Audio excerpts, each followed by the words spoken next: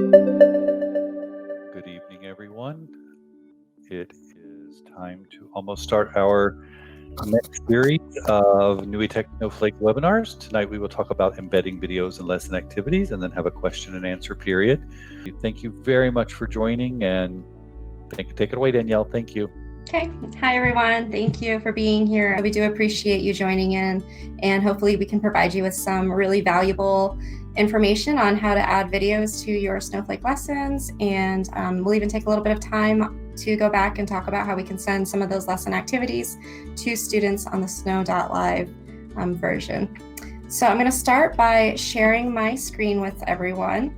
I was working most of the day to set up creating my own videos so that we could have kind of something that I knew for sure was free of copyright and related to a lesson that I was doing. So I'm going to go ahead and open up my snow.live platform, and I'll go back to my lesson activities. All right, so in my lesson activities, I started playing with creating a lesson. I know our focus is on how to add YouTube links, so I wanted to have that set up, made sure I was running it clear. So I'm going to use this lesson template. This is a tags lesson template, and I've only added the most basic of things right now just to give you an idea. So I'm going to go ahead and edit that lesson. I've already titled it with how to embed YouTube videos, and I began by adding in just basic items. To do this part, it's the creating content. The creating content part will allow you to add the tags, the things that students are to identify and locate on a picture. That's not the picture we are using, but it's one that I threw up there just to start. So with this lesson activity, I have my content ready to go. I have the ability to customize, and we'll go through how to do all this part with the tags lesson itself, moving each space to its correct location, and then we'll change our image. But since this lesson activity is all based off of a YouTube video, I wanted to take you through where we're able to do that. So one of the really great things that I love with our lesson activity templates is that you can add in your own videos. So you can do a very generic YouTube search. So this particular lesson, I'm just going to copy this real quick.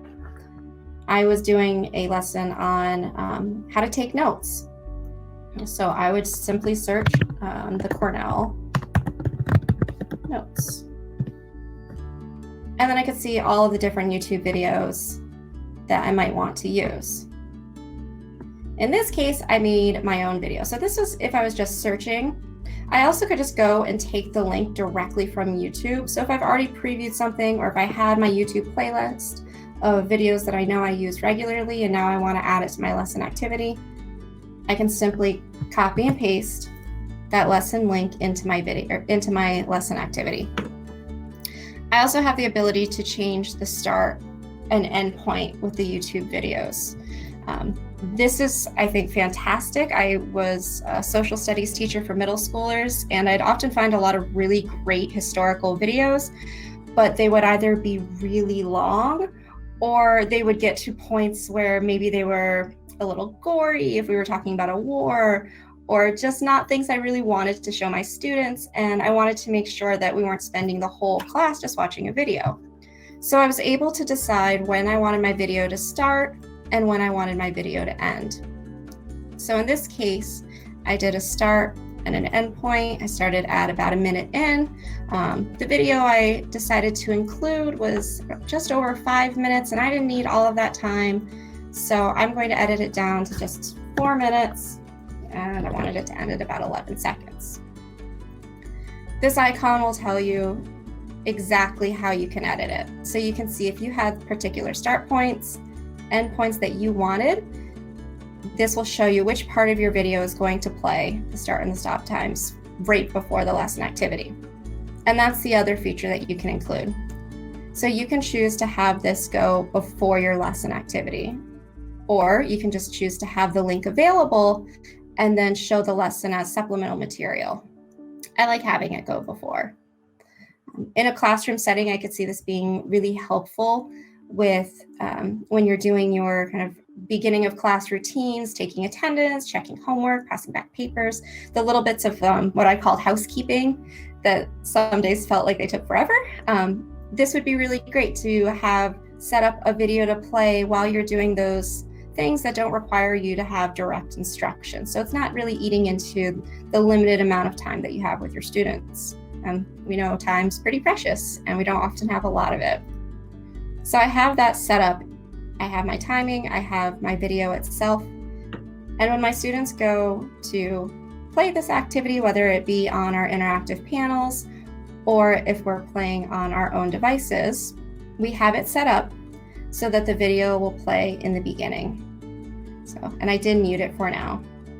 So as the video is playing, this was one I made just creating a Google Slides with animations and then adding some audio over it and a little background music with iMovie. And it's probably going to be slow because it usually goes a little bit slower when I'm running with the live storm, just because that requires a lot of bandwidth. But we'll give it a second, the video should start. We can see that the whole length of the video is 5 minutes, but my video is going to stop before it gets to that 5-minute point. It's going to stop at about 4 minutes, 11 seconds in. While we're waiting for that to load, I'm just going to check and see if there are any questions. I think we're good for now. See if I try and fast forward it too.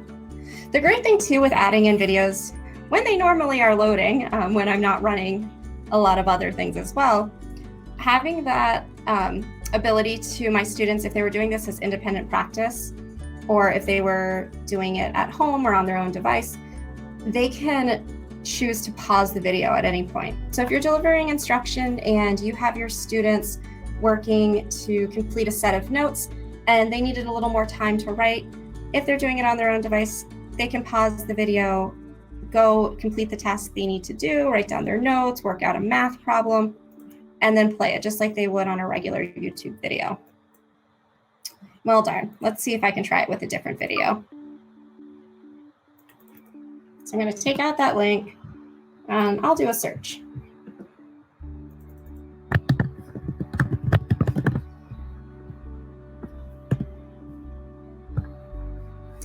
What's a good one? There we go. Socratica's a pretty good site.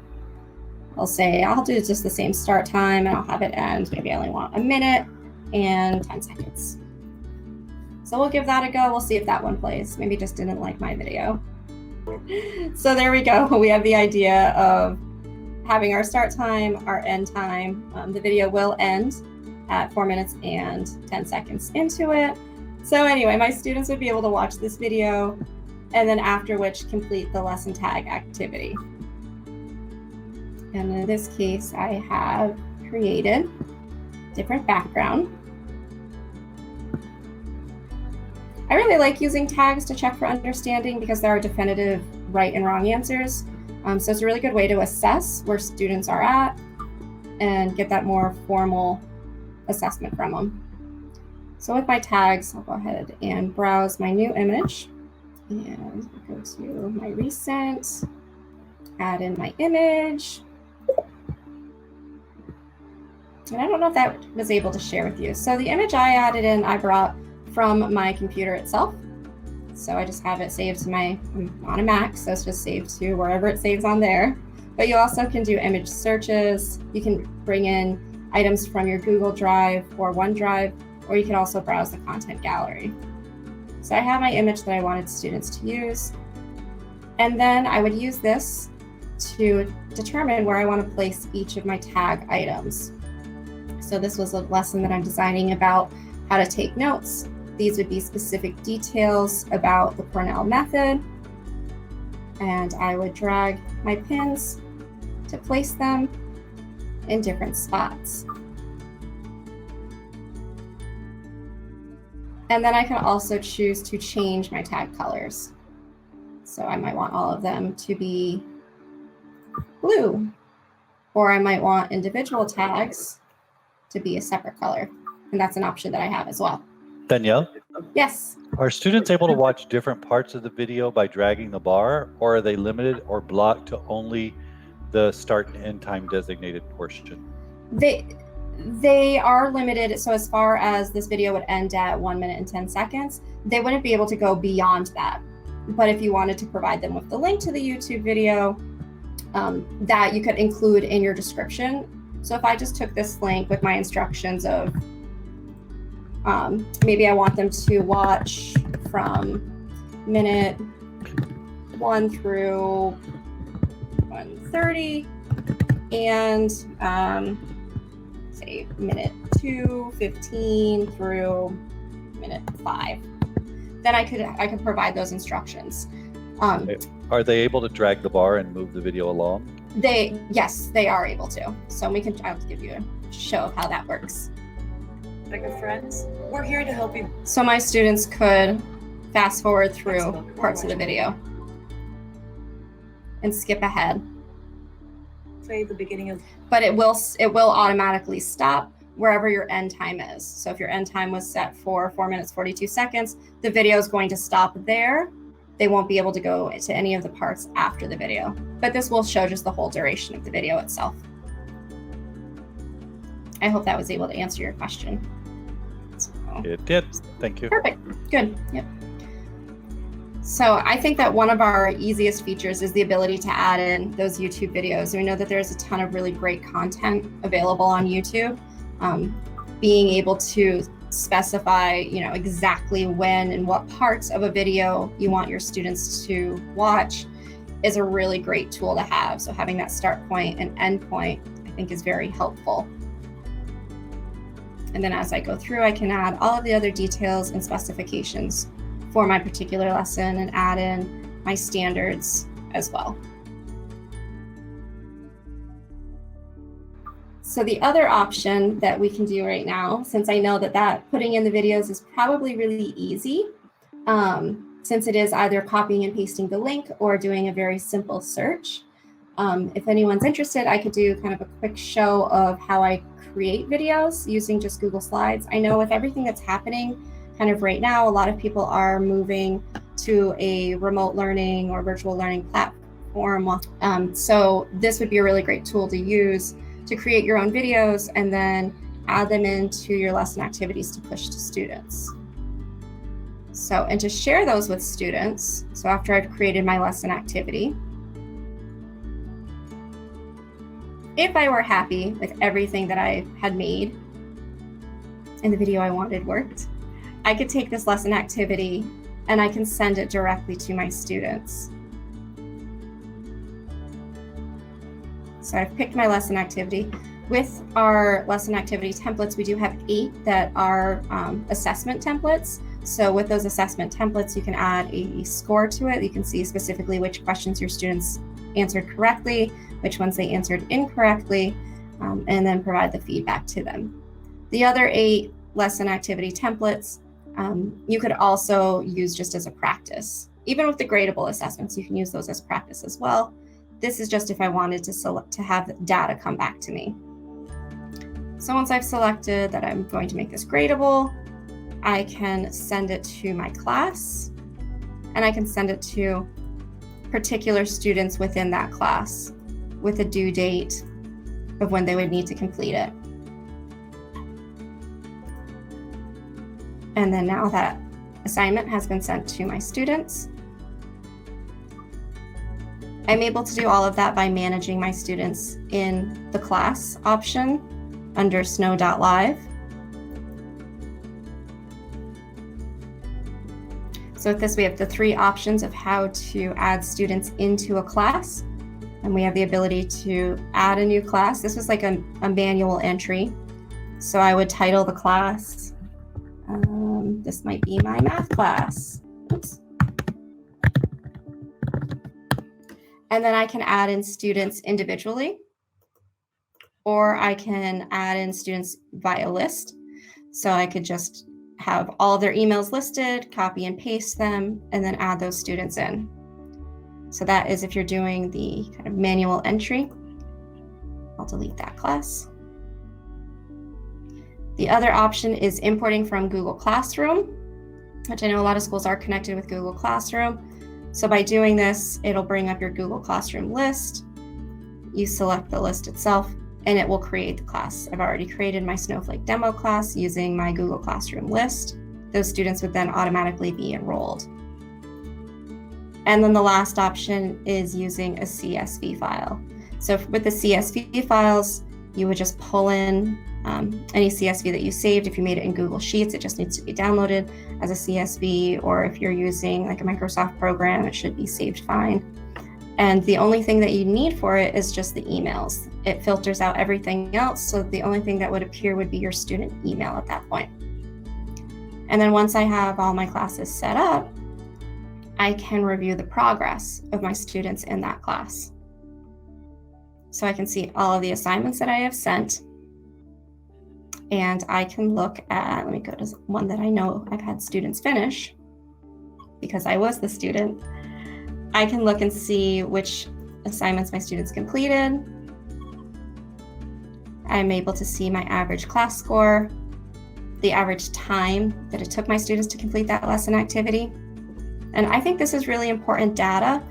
Being able to see time, I feel like, gives you a good understanding of if they're rushing through something, does that mean it's not rigorous enough and you need to go back and edit the rigor of the lesson? Or are they rushing through it because it's too challenging and they're not understanding and they're just trying to get it done? So those are kind of just good insights for your class. With that, I can see with my student result list, this assignment was only sent to one student. You can see that it was opened. And I can see my students' score out of 24 possible answers. They answered 18 correctly. And then I can go through each individual question and see which questions they answered correctly and which questions they may have answered incorrectly. And that'll give me more data so that I can understand. My students also are able to see that from their perspective as well, so they can see which questions they answered correctly or incorrectly. And that feedback that they get is immediate. So as soon as they finish the lesson activity, it's automatically scored and they can immediately see how they performed on it. And then I can provide my students with individual feedback. So I might say, great job on the lesson. Oh, let me go ahead and edit that.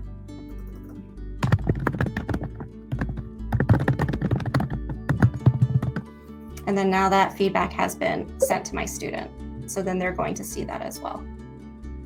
So all of those lesson activities that I've created, that's one option for sending it to my students so that they can complete those activities on their own device. And it functions the same way as the interactive panel would, the difference being if they're on a Chromebook that's not a touch screen, they would use their mouse. But if they're on a touch-enabled device, they can still tap the lesson activities and it'll still work the same as it would on their interactive panel. Okay, oh, I saw a question came in that said, how do the students log on? Can I post the assignment to my Google Classroom? Will they need a password? Those are really good questions. So the first question she's going to ask is, how do the students log on? Sure. So there's three ways, depending on how you set up your classes. So if you chose to set up your classes using the manual entry, so adding the new class, importing your students individually, or from Google Classroom or even by email, students are going to be alerted in their email, and I'll share with you an image of what that looks like. I just got to pull it up from my drive. Students will receive an alert in their email. It comes from, I believe it's support@NUITEQ.com, and it will give them instructions on, your teacher has added you to a class, click here to join, and they would be given a temporary password. So let me go ahead and open that so I can explain it a little better. It's hard to explain it when you're not seeing it. All right, so the three options, creating classes on Snow.live. So you have your manual entry. So that's putting in everything individually. You're importing from Google Classroom or importing a CSV. So the first one, I'm going to go with that manual entry, that adding a class. So I select the class, I add the name of the student. I have an option, and I know a lot of times districts, especially with younger students and for student safety and privacy, they can't receive emails from outside sources. So if it's not somebody in their district network, there's often an issue of not being able to receive emails.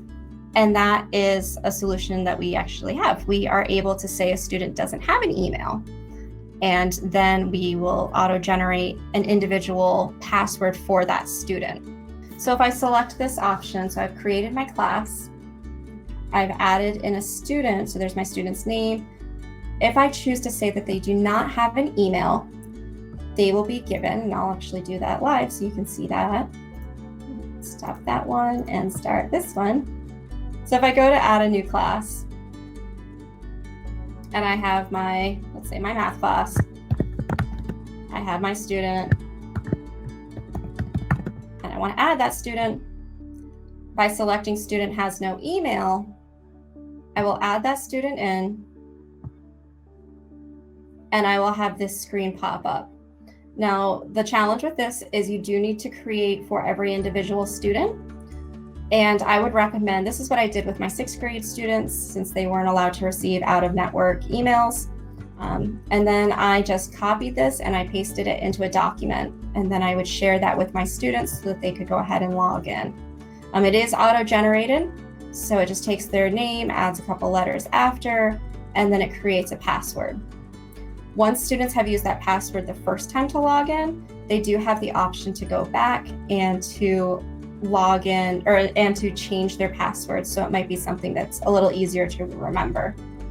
When I did this with my students last year, that was the very first thing we did. Once everyone was able to log in and we did everything step by step, once they all logged in for the first time, we went through the process of, go ahead and showing, of adding their profile. So they logged in with their account. We went to their profile and we all changed our passwords. And my students had their own passwords that they used for a lot of things. So they were able to do that. So that's one of the ways to do it. Hopefully that solves some of your issues if you're not able to add students via email because of out-of-network restrictions on it. Heard the pop. Leslie said thank you. Oh, good. All right. The other option, so once you've created your class, so we have the Google Classroom option, and again, students would receive that email, and I'll show you what that looks like again. Back to this one. So that was adding our students by email individually, or if they had no email. So there we can see that fake password. The other option being importing from Google Classroom. So I selected that. My course list pops up. And now I have all of my students from Google Classroom. With that, when any student, if you're doing it by a CSV file, by email, or by Google Classroom, students will receive this confirmation email.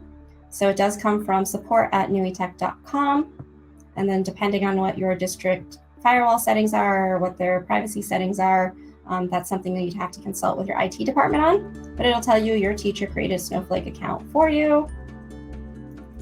And then as they open the email, this is the message they'll see. Hello, student. Your teacher or the name of the class has created a new account for you. Here's your account name, and it would just be their email. And then here's your password. And then once they sign in that first time, they can then go through those options to reset their passwords as well, so that they don't have to have the same generic numbers that have been created for them. So those are the ways that we're able to add our classes into our Snow.Live platform and send assignments and lesson activities directly to our students. When they're in that, once they have their own account, if you wanted to do a lesson activity, I know one of the questions was about how can I share a link with my students on Google Classroom? Once they've created an account, that's absolutely an option that you have, and I'll show you how to do that next. So I'm going to have to go unshare and then reshare again. Here we go. So if I go back to my lesson activities, and I can do this also not just with lesson activities I've created, I can do this with lesson activities from the community. So let's say there's a math lesson I wanted my students to complete. If I select, so that's if I want to just send it to my students directly, that's my one option. The other option I have is taking my lessons and sharing it by a link. Go to, I'm not sure if I have any that I've shared on this setting. I do. If I go to any of the lesson activity info, I see the options of ways I can share via social media. I also have the lesson activity link. So I could take this link, I can copy it, and I could add it into my Google Classroom, and then now students have access to that link. So if I didn't want to send it individually, maybe I just wanted it as a review activity, that's one option that you have as well. and then students would be able to play that as long as they have their own account set up. I think I got all 3 of those questions. Let me just try one more. So I answered how students log in, assignments posted to Google Classroom, and will they need the password? So I do think passwords can often be a little tricky, can get a little confusing for students, but I think as teachers, there's a lot of ways that you can mitigate that problem, make it a little bit easier for them to understand. The other option that we didn't talk about with creating our lesson activities and adding videos, we have let me go back to my lesson activities. We have the option on snow.live to add videos via YouTube. So I'm going to go back to that editing. So I added in my YouTube link, knowing exactly what I wanted. But if I've created a video and I don't want to go the route of YouTube, one option that you do have is downloading that video as an MP4 file and saving it. And then if you open up the Snowflake app on your interactive panel, you can open up a video that you've downloaded so that you don't necessarily need that internet connection to direct you to a live YouTube video. So that's one option too.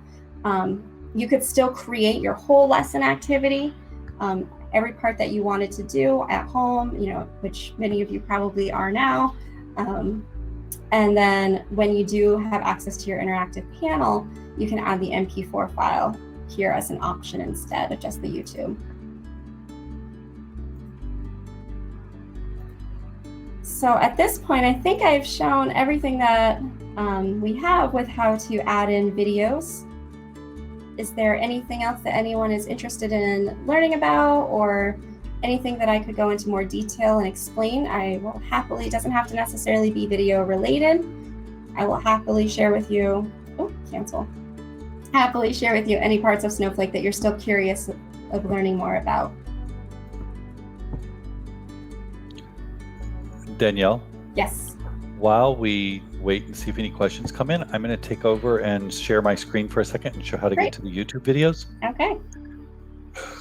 Okay, so what I want to do is let everyone see, if you want to come to NUITEQ content, if you, I'd spoken at the beginning of the webinar, we have uploaded around 70 videos for middle school math is where we've done most of our video making right now.